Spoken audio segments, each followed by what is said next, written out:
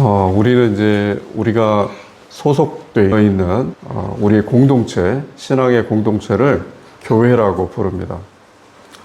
헬라어로 그리스 말로 에클레시아, 부름받은 사람들의 모임이라 이렇게 우리가 알고 있습니다.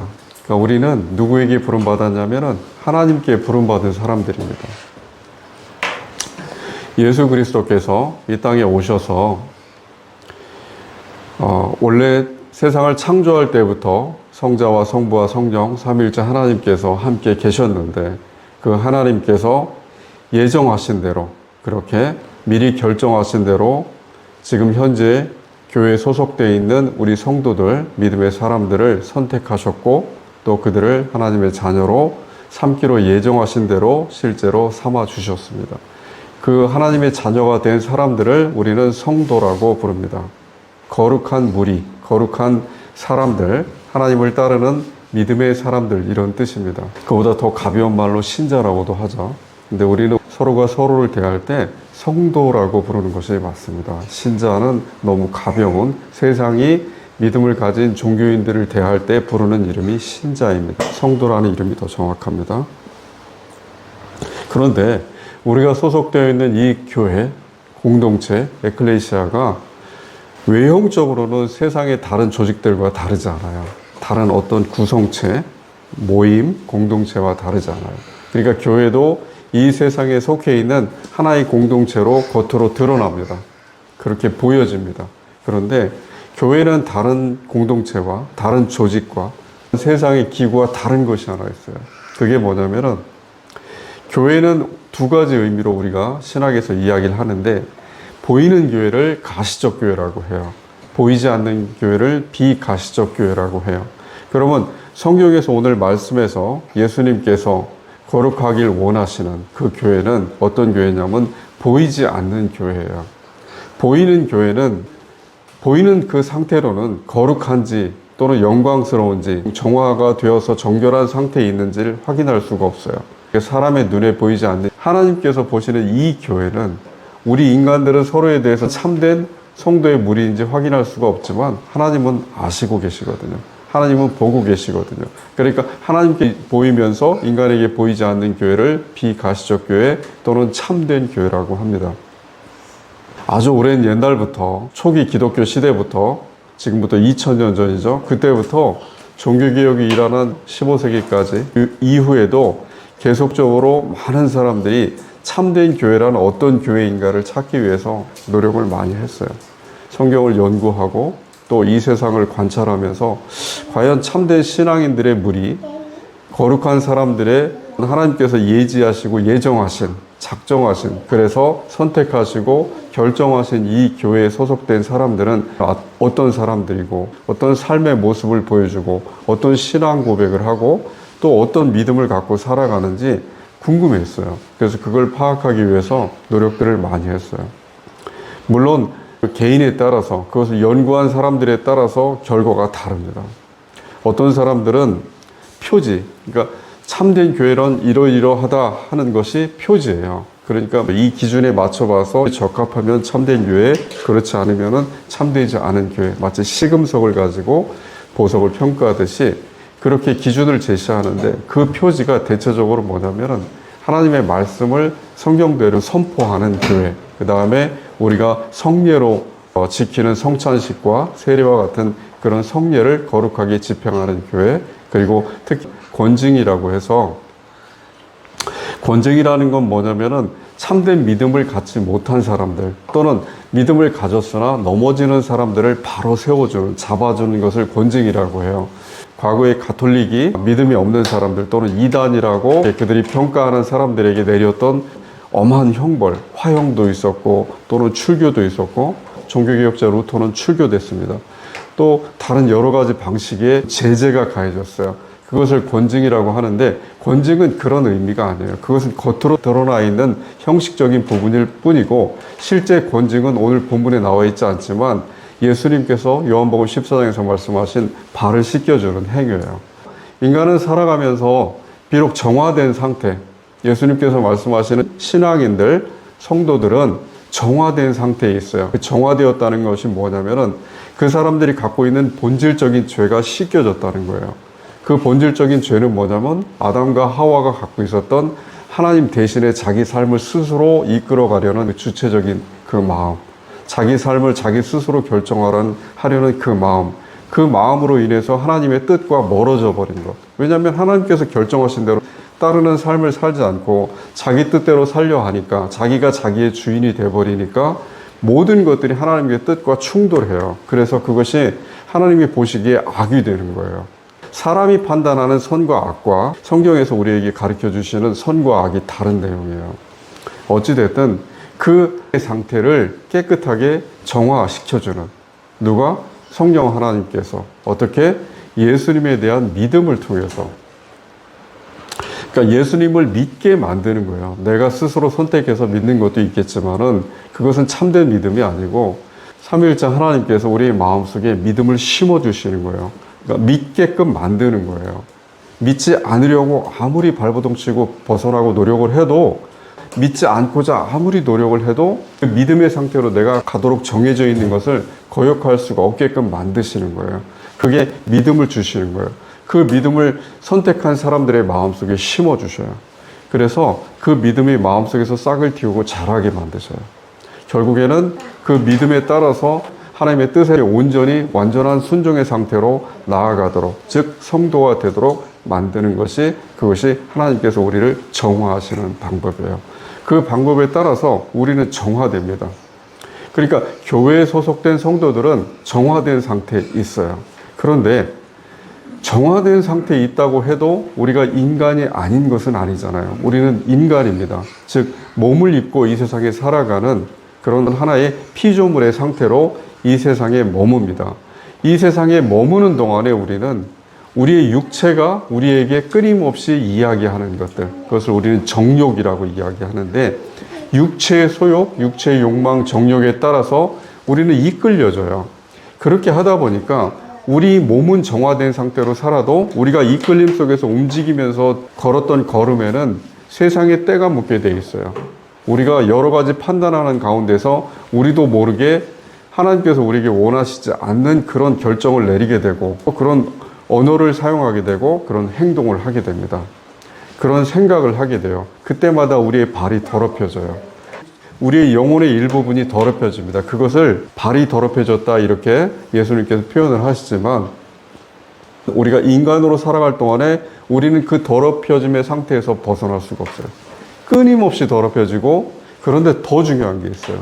그 더럽혀진 상태, 비록 깨끗하게 온몸이 정화되었지만, 목욕을 하였지만 계속해서 단 한순간도 멈춰지지 않고 우리가 삶이라는 그 과정 속에 있는 동안에 우리 손과 발이 끊임없이 더럽혀지는 그 상태를 예수님께서 씻겨주시는 거예요. 어떻게?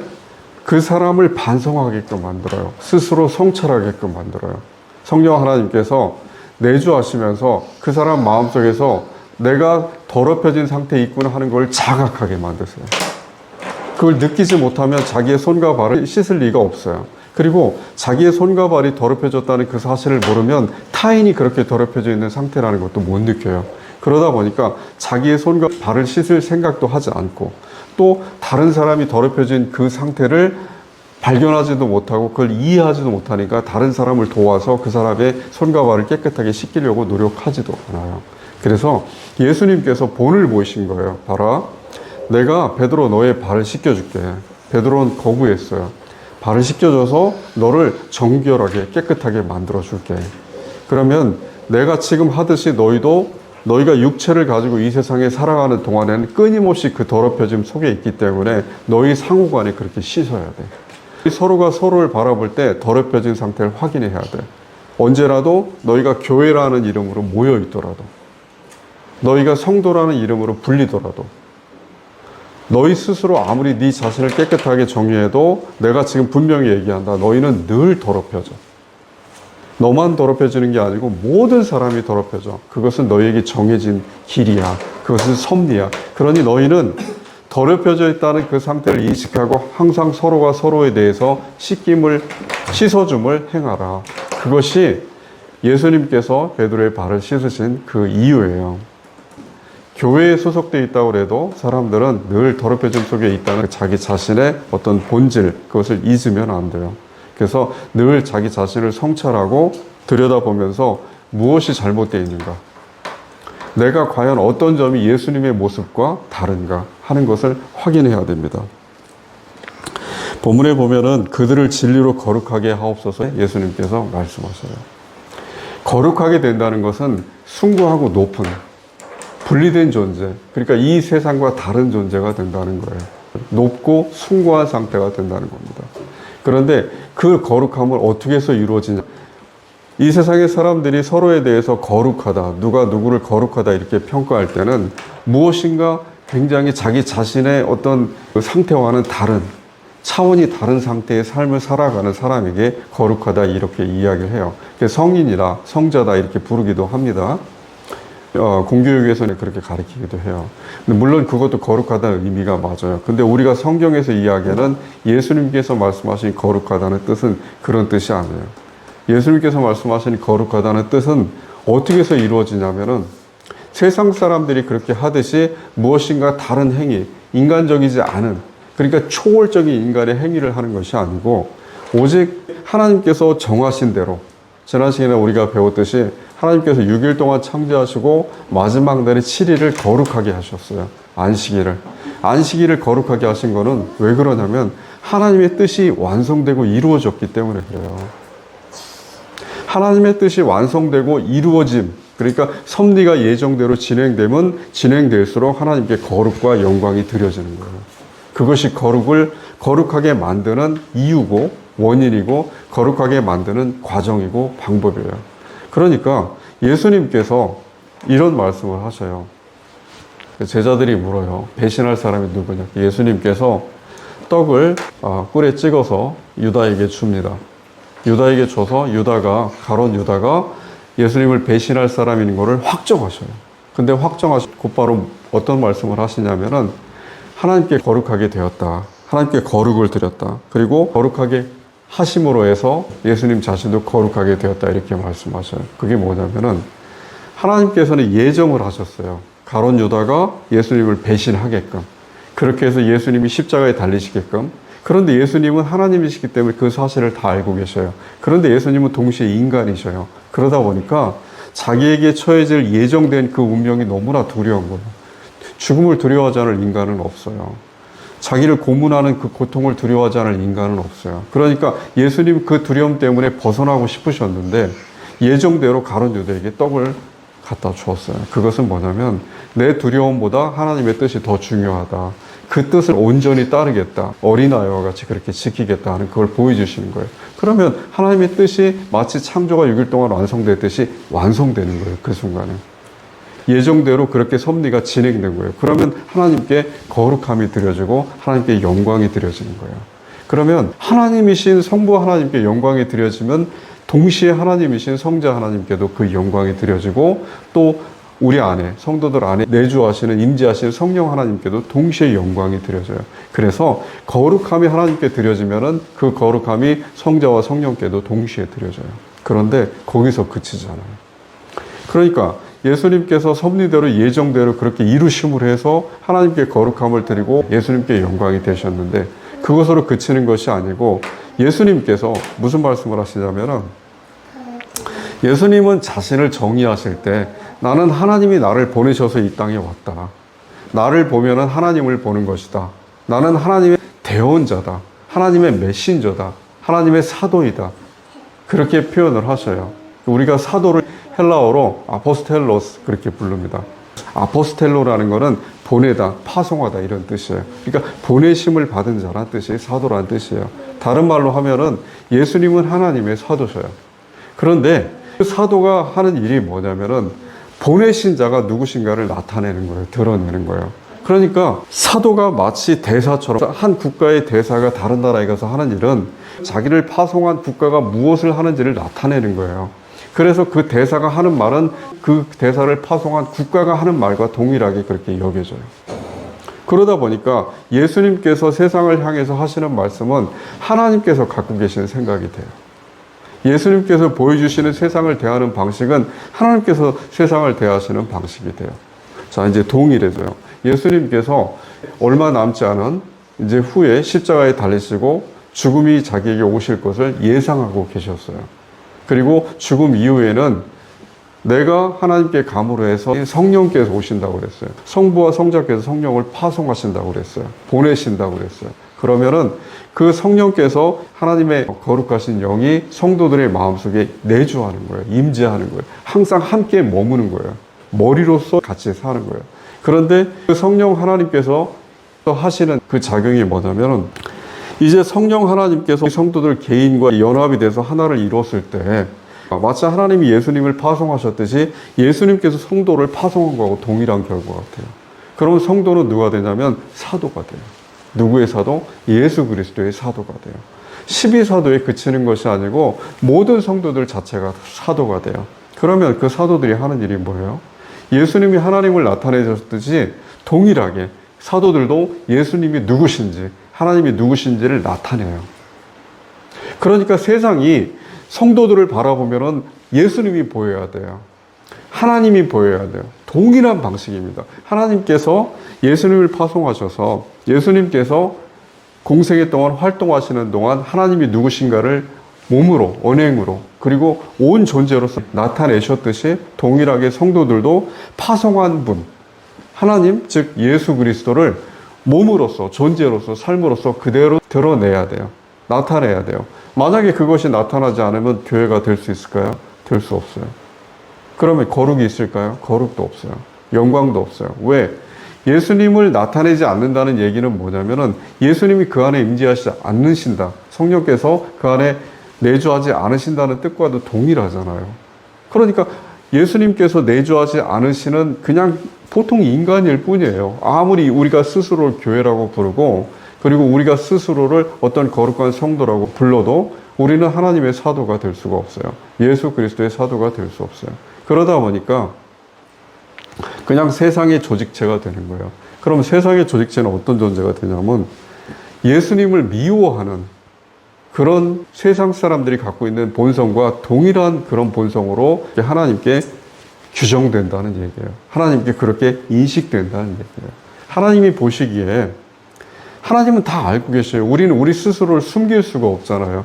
우리는 사람들끼리 서로 속입니다. 인간은 인간을 서로 속일 수 있어요. 왜? 내면이 드러나지 않거든요. 겉모습만 보이니까. 하나님은 내면을 통찰하셔요. 다 보고 계셔요. 속일 수 없어요. 그런데 이 세상에서 하나님의 성도로서 하나님의 뜻에 따라서 살기를 원하는 사람들은 세상 사람들에게 무엇인가 하나님의 모습을 보여줘야 되는데 그 사람이, 그 교회가, 그 성도가, 공동체가 만약에 그 안에 성령 하나님께서 계시지 않는다면 나타나지 않을 것이고 그 나타나지 않는 교회라는 이름의 그 공동체는, 그 성도는 그냥 세상 사람들과 동일한 존재로 그렇게 하나님께 보여질 것이고 드러날 것이고 나타날 것입니다. 그러면 세상 사람들이 갖고 있는 어떤 특성이 있어요. 이것이 아담과 하와가 처음에 하나님께서 그 사람들을 이 세상 피조세계의 관리자로 세우시고 하나님 대신해서 관리하는 그런 존재로 세우셨는데도 불구하고 마치 하나님처럼 그렇게 이 세상의 주인이 되려고 했어요. 더 이상 그것을 관리하고 그래서 하나님께 영광을 드리는 존재로서 그렇게 피조물로서 살아가는 것이 아니고 자기의 영광을 스스로 취하고자 했어요. 그것이 에덴 동산에서 쫓겨나고 스스로 나간 거예요, 사실은. 그렇게 나가서 첫 번째 하나님의 뜻을 거역했을 때 인간에게 나타난 첫 번째 본성이 뭐냐면 자기 중심으로 돌아가는 거예요. 육체가 자기 자신 밖에 바라볼 수가 없으니까 다른 존재를 이해할 수도 없고 바라볼 수가 없으니까 심지어 자기하고 같은 태에서 나온 형제라 하더라도 가족이라 하더라도 알아볼 수가 없어요. 그것이 가인이에요.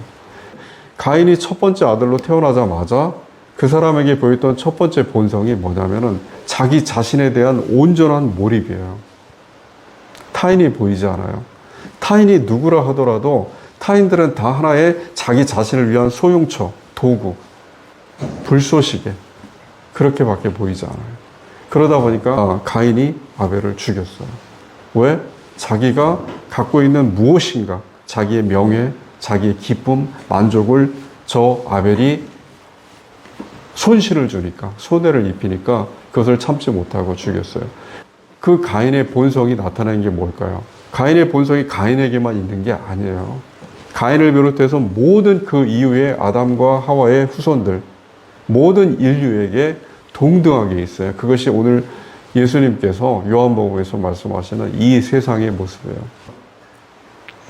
자기 자신에 집중돼서 살아가고 다른 타인들을 어떤 도구로 그렇게 생각하는 이 세상 사람들이 보기에 자기 자신과 타인을 동일시하고 심지어 타인의 어떤 더러운 면을 자기 자신의 손실에도 무릅쓰고 가서 발을 씻겨주고 타인을 위해서 자기를 희생하는, 타인을 자기 자신과 같이 생각하는 예수님의 뜻, 그리고 예수님의 뜻을 따르는 그 성도들, 예수님과 동일한 존재입니다. 그 성도들은 참을 수가 없는 거예요. 세상 사람들의 눈에는 너무나 미운 거예요.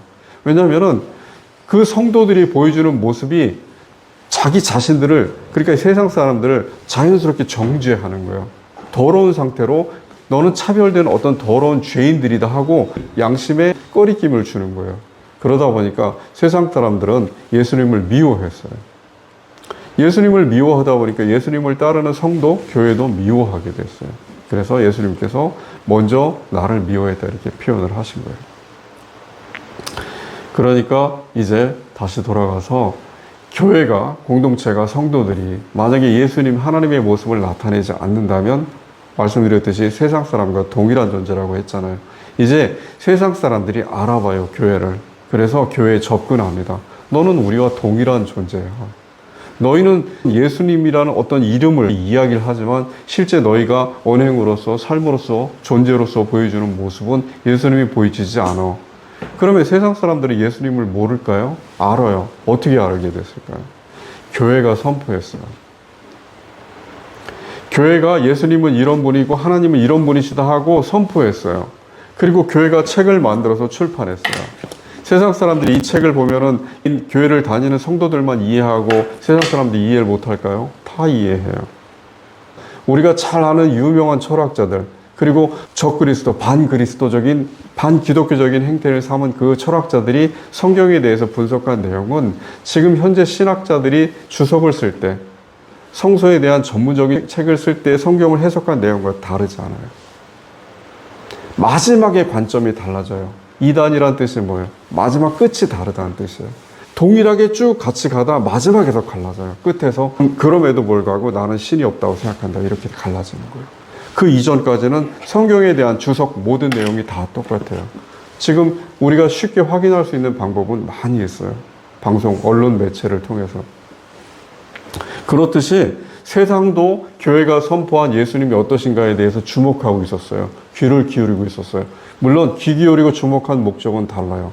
오직 자기들의 유익을 위해서 귀 기울인 거예요. 저것이 나에게 조금 더 유익이 되지 않을까? 성경에도 그런 내용이 나오죠.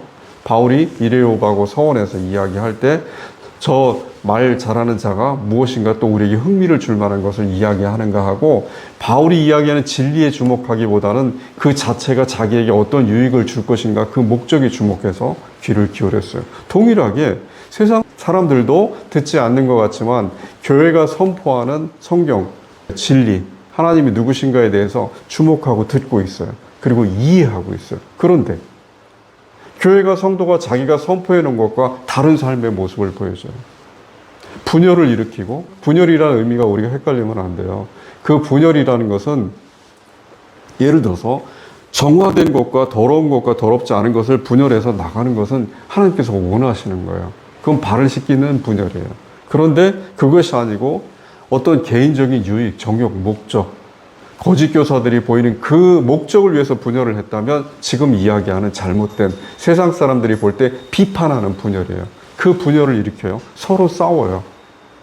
세상 사람들과 동일하게 이념과 정치와 자기의 어떤 유익을 위해서, 자기의 조직의 확대를 위해서 싸웁니다.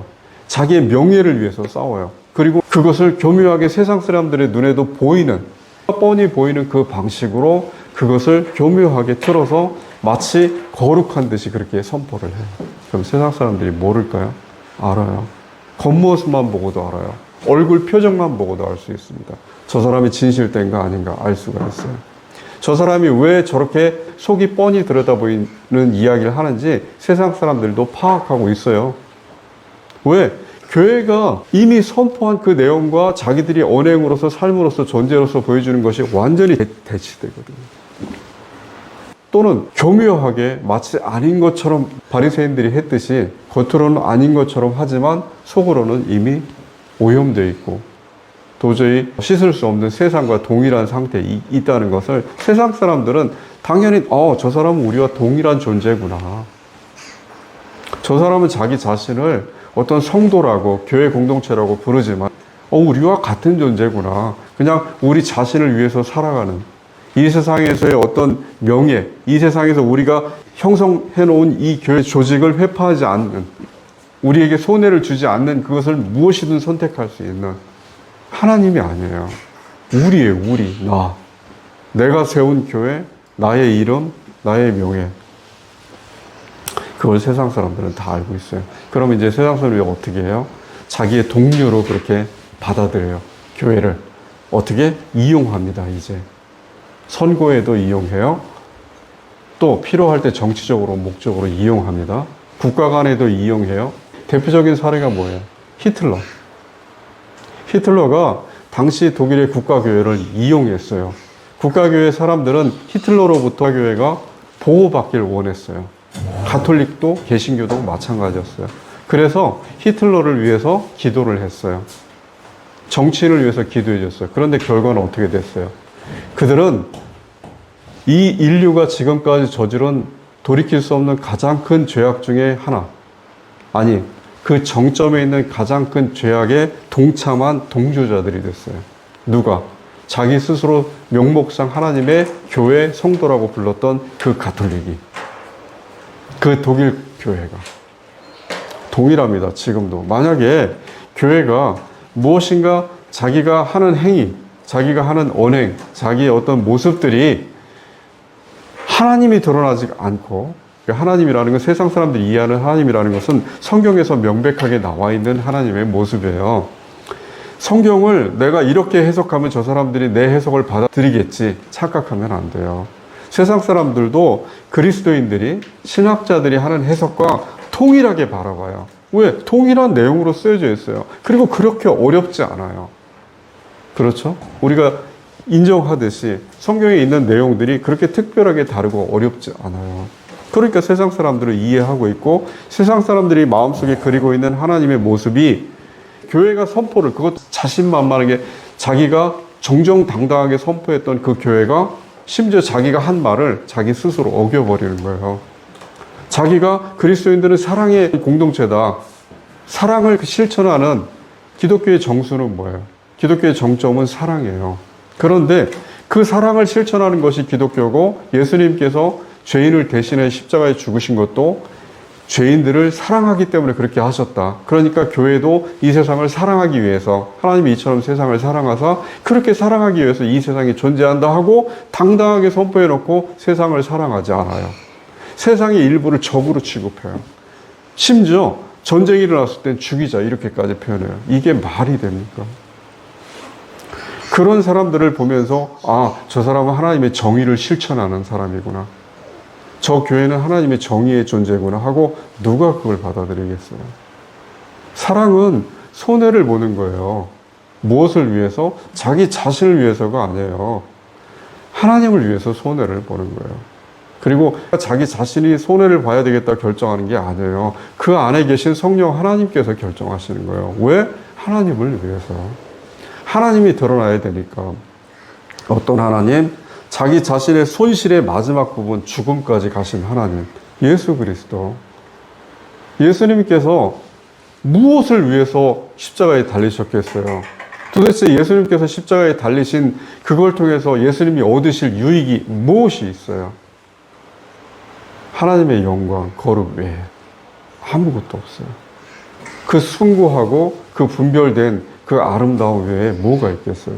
그 만족됨, 7일째 안식을 주신, 안식을 거룩하게 삼으신, 안식일을 거룩하게 삼으셨다고 해서 7일이 거룩한 날이 아니고 하나님의 뜻이, 창조의 뜻이 완성됐기 때문에 그 자체가, 완성 자체가, 하나님의 뜻이 온전하게 이루어짐 자체가 거룩함이에요. 그걸 위해서 하나님께서 그렇게 십자가에 달리시고 모든 사람들의 죄를 대신하신 거예요.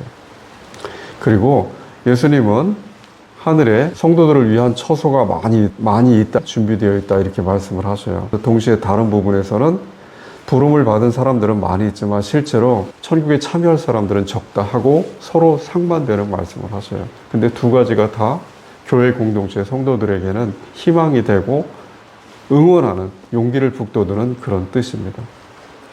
알페오의 아들 야고보의 형제인 유다 다데오가 예수님께 물어요. 왜 예수님은 세상에는 나타내지 않고 우리에게만 모습을 보이셔요? 그러니까 예수님께서 말씀하신 내용은 뭐냐면은 이 세상 사람들에겐 내가 가려져 있다. 하나님께서 처음에 예정하신 게 무엇이냐면은 하나님께서 선택하신, 우리는 우리 자신이 못 느끼지만 선택받은 사람들이에요. 그러니까 이 자리에 있는 거예요. 물론 보여지는 가시적인 교회에서는 이 자리에 참석하고 있다고 해도 비가시적 교회에 소속되어 있는 참된 교인이 아닐 수 있어요. 그렇지만 어찌됐든 비가시적 교인이 되기 위해서는 가시적 교회 안에 들어와 있어야 돼요. 가시적 교회 안에 들어와 있지 않으면 비가시적 교인도 될 수가 없잖아요. 그러니까 형식이 그 내용을 담고 있는 거예요. 하나님께서는 이렇게 우리에게 말씀하시는 거예요. 세상 사람들은 정해진 길대로 어떤 경우에도 그들의 종말, 그들의 멸망에서 벗어날 수가 없다. 그들은 하나님을 발견할 수 없다.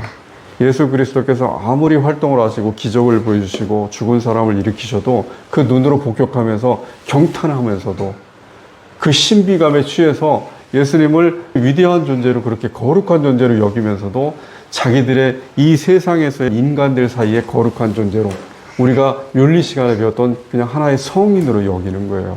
신으로 보는 게 아니에요. 유일한 하나님으로 보는 게 아니에요. 그렇기 때문에 그런 세상 사람들의 결과는 정해져 있어요. 멸망이에요. 죽음이에요. 그러니까 하나님은 모든 사람들이 구원받기 원하시고 그걸 위해서 모든 사람들의 죄를 이미 대속하셨어요. 2000년 전의 역사 속에서. 그런데 그 많은 자기가 천국에 예비되어 있음에도 불구하고 대부분의 세상 사람들은 거기에 가지 않아요. 왜? 예정된 대로 하나님을 발견하지 못하기 때문에. 그냥 하나의 어떤 윤리적인 예수 그리스도의 삶을 지금도 그러잖아요. 예수 그리스도의 윤리를 본받자 하는 이 세상의 철학이 얼마나 많이 있어요. 칸트의 정언 명령이라고 있어요. 그냥 윤리적 행위 자체를 목적으로 대하는 거예요. 무슨 얘기냐면 내가 무엇인가 이득을 위해서 윤리적 행위를 하나의 수단으로 대하는 것이 아니고 윤리적 행위, 선하게 사는 삶 자체가 그것이 어떤 대가가 없더라도 그 자체가 목적이다 하는 게 정언 명령이에요. 그런데 그 윤리의 끝이 뭐예요? 그냥 윤리예요. 그러면 물어봐요. 그 윤리를 위해서 왜 사람이 희생을 해야 됩니까? 왜 사람이 그 윤리라는 그 목적을 위해서 무조건 따라가야 됩니까? 그러니까 그 정언 명령이라는 그 윤리도 결국엔 신학으로 도달하기 전의 단계다. 무슨 얘기냐면은 칸트는 파악을 못했어요. 그 뒤에 하나님이 계시는지, 그 뒤에 하나님께서 만족하시는지, 하나님께서 윤리를 지키는 인간들이 그 윤리를 지킴으로 인해서 그 섭리가 이루어짐으로 해서 만족하고 거룩함을 받으시는지를 발견할 수가 없었어요. 이 세상 사람이었기 때문에. 다만 칸트는 어느 정도 접근을 했던 거예요. 거기에 가까이. 그런데 칸트가 보여주는 게 뭐냐면 인간이 취할 수 있는 최고 높은 단계의 인간의 노력이 보여주는 이 세상 사람들이 보여주는 한계예요.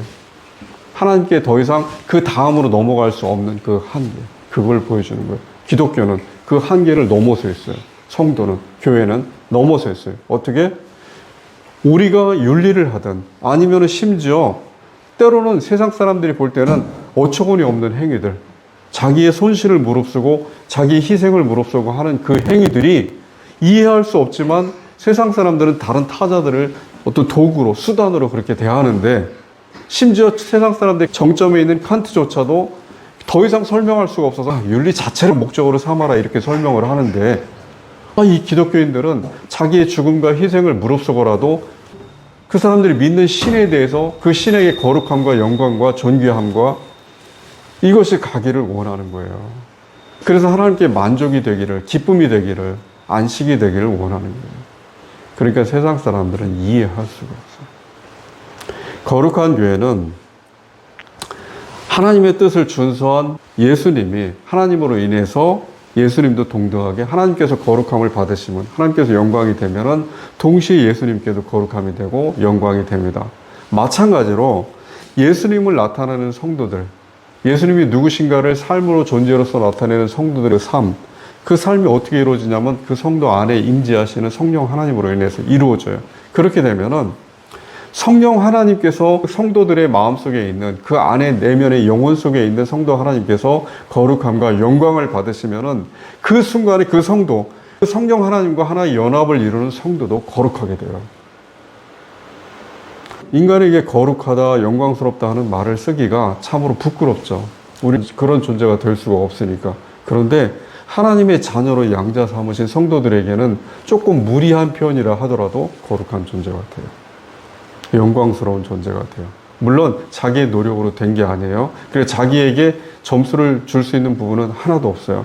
오직 전적으로 그 사람들 안에 내주하시는 성령 하나님의 그 활동에 의해서 거룩함과 영광을 받게 돼요. 그런데 그 영광이 모세의 영광보다도 더 큰 영광이에요. 이 세상에서 표현할 수 있는 가장 극대의 그런 영광을 받는 겁니다. 거룩한 교회가 되는 거예요. 결론을 맺습니다.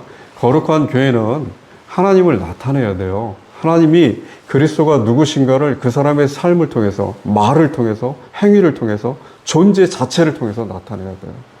만약에 세상 사람들이 바라볼 때 교회가, 성도가 세상을 향해서 하나님은 이런 분이시다 하고 선포하고 하나님의 뜻은 무엇이다 하고 선포한 것을 자기 스스로 그렇게 어기고 거역하는 그 모습이 세상 사람들 눈에 목격이 되고 입증이 되고, 또 세상 사람들이 다른 타자들을 자기를 위한 도구로, 수단으로 사용하는 것이 교회에서도 만약에 목적이 된다. 교회가 자기의 조직, 현실에서 보이는 가시적인 교회, 건물, 공동체, 어떤 그 집단의 유익을 위해서, 또는 자기들의 평안한 삶을 위해서 무엇인가 세상 사람들이 취하는 방식으로 정치적인 참여를 하고 이념이라든가 어떤 사상을 끌어들이고, 그렇게 해서 누군가를 정죄하고, 성경에서 한 번도 목격될 수 없는 그런 행위를 교회와 공동체와 성도들이 한다. 그러면 세상 사람들은 그 교회와 성도를 자기와 동질로 주고 절대 거룩하거나 영광스러운 존재로 보지 않아요. 그러면 그게 그것으로 끝일까요? 아니요. 하나님도 그렇게 보죠. 아니, 하나님도 처음부터 다 알고 계셔요. 그 사실조차도. 과거에는 어려운 우리가 삶의 시절을 살 때는 우리가 살아가는 그 삶의 어떤 환경 때문에 급급해서 우리가 지금 나누는 이런 이야기들에 그렇게 크게 관심을 두거나 우리가 논의를 하거나 할 상황이 못 됐어요. 지금은 어때요? 많은 사람들이 여유로운 삶을 살고 또 묵상할 수 있는 시간들도 있어요. 그런 기회가 주어졌어요. 그래서 교회가 세상을 속일 거라 생각하면 안 돼요. 성도가 세상을 속일 수 있을 거라 생각하면 안 돼요. 세상이 성도보다 훨씬 더 지혜로워요. 어떤 거에 대해서? 세상 일에 대해서. 한참 위에 있는 존재입니다. 프로들이에요. 교회는 세상 사람들을 이길 수가 없어요. 세속 사람들. 이제 다시 돌아가야 돼요. 우리는 거룩한 교회로 하나님을 나타내는 우리의 삶의 존재로서 그렇게 나타내는, 적어도 내가 살아가는 순간순간 자리에서 나의 모습이, 세상 사람들이 바라보는 나의 모습이, 나의 말이, 나의 언행이 예수님의 모습이 나를 통해서 나타난다 하게끔, 그렇게 아주 작은 미세한 모습이라도 예수님의 그림자조차라도 나타나게끔 그런 삶을 살도록 노력해야 돼요. 그리고 나만 그렇게 사는 것이 아니고 처음에 말씀드렸듯이 다른 정화된 나의 동등한 존재들, 동질의 존재들, 같은 동료들, 나의 지체들, 그 지체로서의 다른 성도들이 이 세상에 살아가면서 묻는 그 손과 발에 묻는 그때 오염, 더러움, 부정한 것들, 그것을 서로가 서로 씻겨주는 역할을 해야 돼요. 그렇게 하지 않으면 예수님께서 베드로의 발을 씻기실 때 베드로가 뭐라고 했어요? 그러실 수 없다. 그런데 예수님께서 뭐라고 하셨어요? 내가 네 발을 씻기지 않으면 나와 너하고 상관이 없다고 하셨어요. 그러니까 서로가 서로를 섬기는 거예요. 그것은 서로가 서로에 대해서 자기 자신처럼 대하는 거예요. 그것이 서로가 공동체가 하나로 연합을 이루는 관계의 표지예요. 그것이 없으면은, 그리고 하나님께서 주신 새 계명, 사랑, 그 동일한 존재예요. 그 섬김도 사랑이거든요. 객을 대하듯이 이렇게 섬기는 거예요. 그게 없으면은 공동체, 하나님의 몸으로서, 예수 그리스도의 몸으로서 존재하는 공동체의 표지가 나타나죠. 이 세상의 사람들에게는 교회로 불릴 수 있어요. 이 세상 사람들은 그 사람들을 교회라고 불러요. 아, 교회 다니는구나. 종교인이구나. 기독교구나.